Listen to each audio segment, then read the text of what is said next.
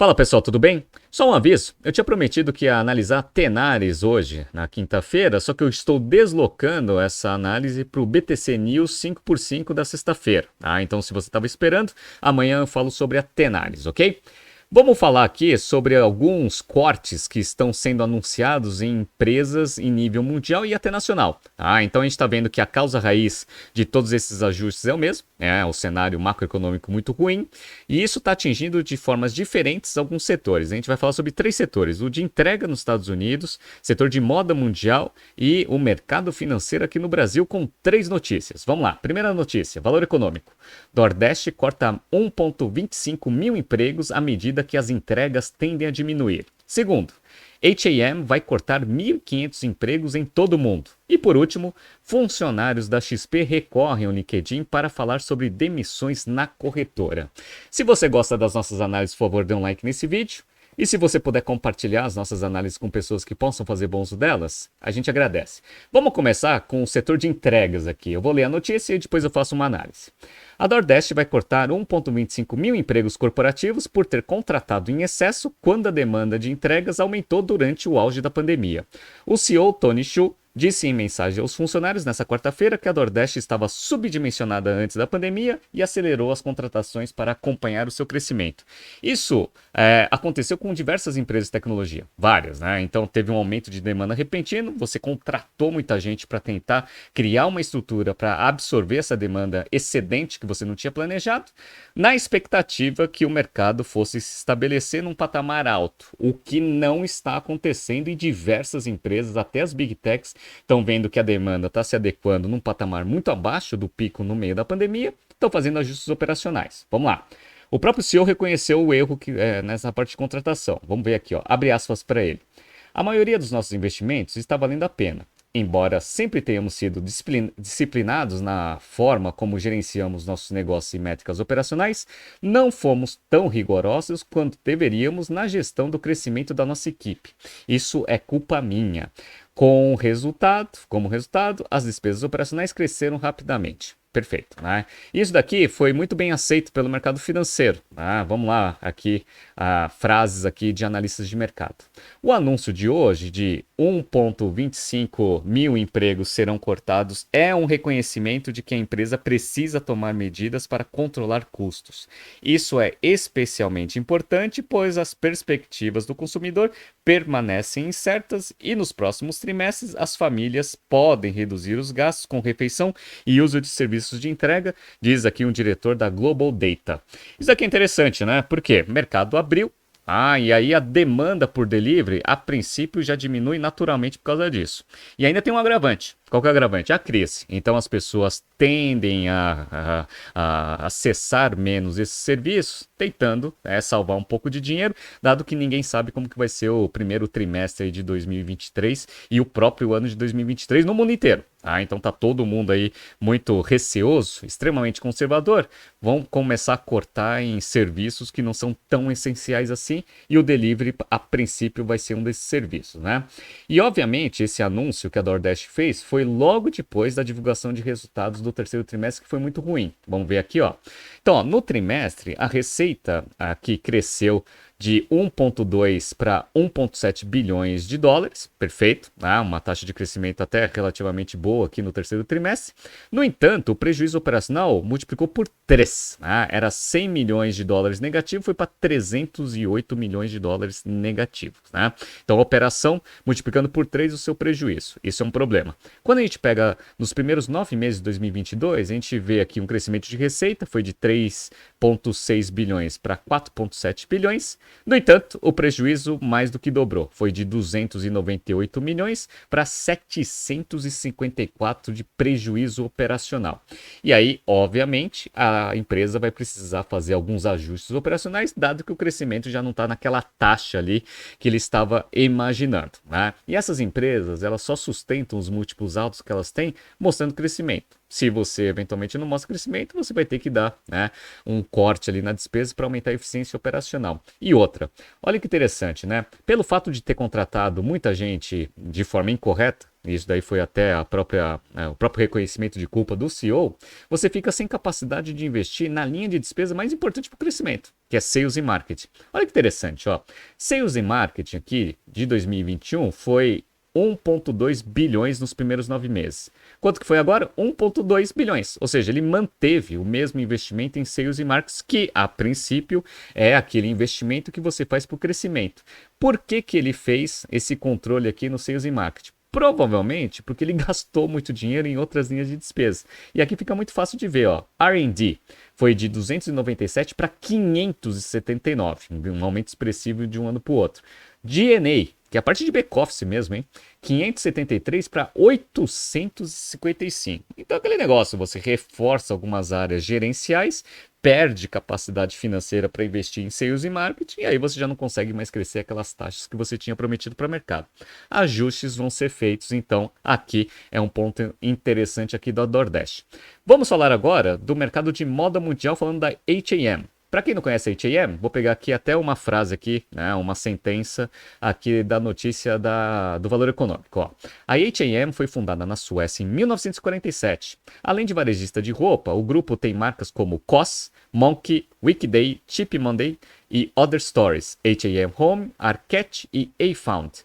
Conta com cerca de 4.664 lojas em 77 mercados e possui 57 mercados online. Ou seja, uma empresa gigantesca de origem sueca que atua no famoso fast fashion. É como se fosse uma Riachuelo, se a gente for comparar com uma operação aqui no Brasil, né?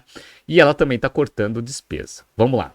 A marca de moda de baixo custo H&M disse nesta quarta-feira que reduzirá sua força de trabalho global em cerca de 1,5 mil posições, como parte de um plano para reduzir custos e melhorar ainda mais a eficiência operacional.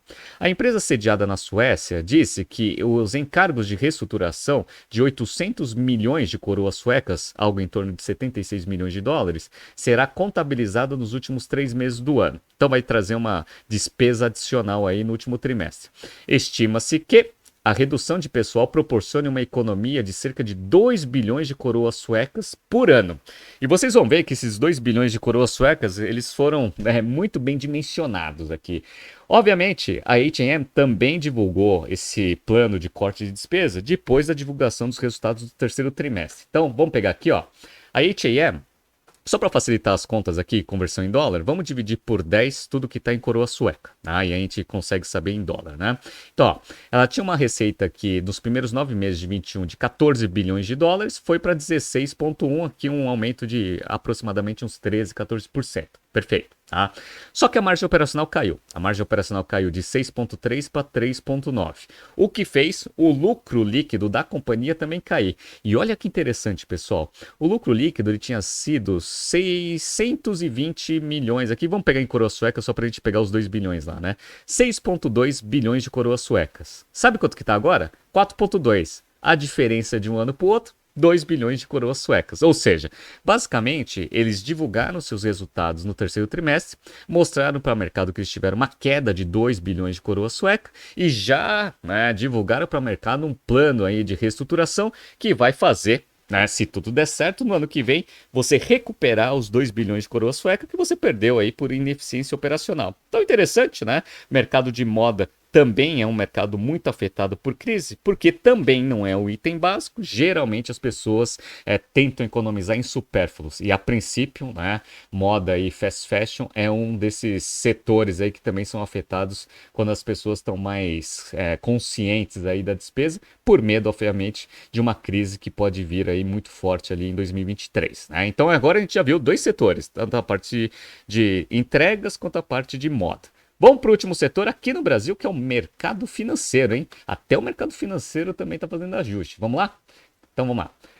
Ex-funcionários da XP, uma das maiores corretoras do país, usaram seus perfis no LinkedIn para compartilhar que foram desligados da empresa na última semana e atribuir o ocorrido a um movimento de layoff, traduzindo em bom português, a uma demissão coletiva por iniciativa da companhia. Vamos lá.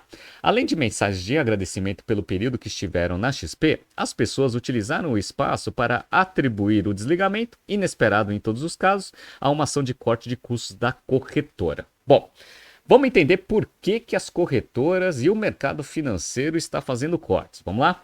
Essa não é a primeira vez neste ano que as empresas do mercado financeiro promovem desligamentos em seus quadros de funcionários. O desempenho ruim da bolsa este ano explica uma parte dessas baixas, dado que as corretoras e plataformas de investimento vivem de receitas com taxas de corretagem cobradas nas compras e venda de ações. Então, aquele negócio, né? Mercado de ações está sofrendo, menos pessoas investindo na bolsa, menos taxas de corretagem que as corretoras vão conseguir ter.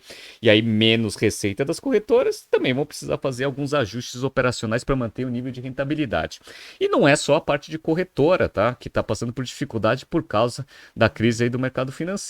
Olha que interessante, né, pessoal? Quando a gente está com uma taxa de juros muito alta, que é o nosso caso agora, né, Selic a 13,75, a princípio a renda fixa, pós-fixada, ela é muito atrativa. Por quê? A princípio, com um risco muito mais baixo do que qualquer outra alternativa de mercado, você consegue ter 13% aí por ano tranquilamente.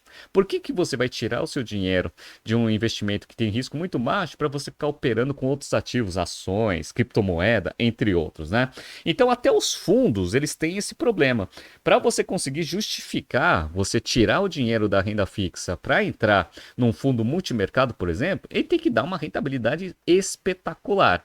E aí, conforme as pessoas vão tirando dinheiro do fundo, dado que eles conseguem ter uma rentabilidade boa com risco muito baixo, a princípio, né, o total de patrimônio gerido do fundo diminui e ele ganha menos com taxa de administração. E aí, o que vai acontecer? Vai precisar também fazer alguns ajustes operacionais para manter a rentabilidade do fundo, consequentemente da instituição financeira que, né, cuida aí do fundo. Então, diversas instituições financeiras vão começar, se é que já não começaram a fazer ajustes operacionais. Se a taxa de juros se mantiver nesse patamar, vai ficar, né, ainda pior em 2023. Por quê?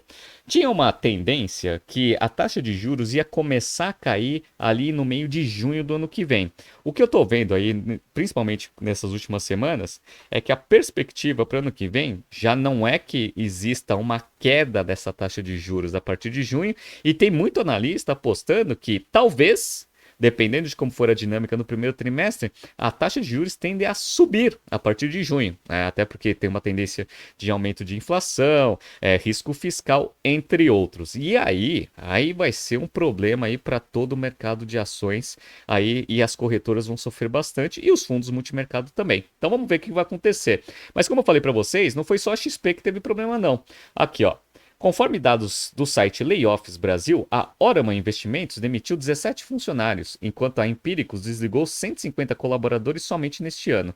Ainda segundo o site, a plataforma Trademap demitiu aproximadamente 40 funcionários.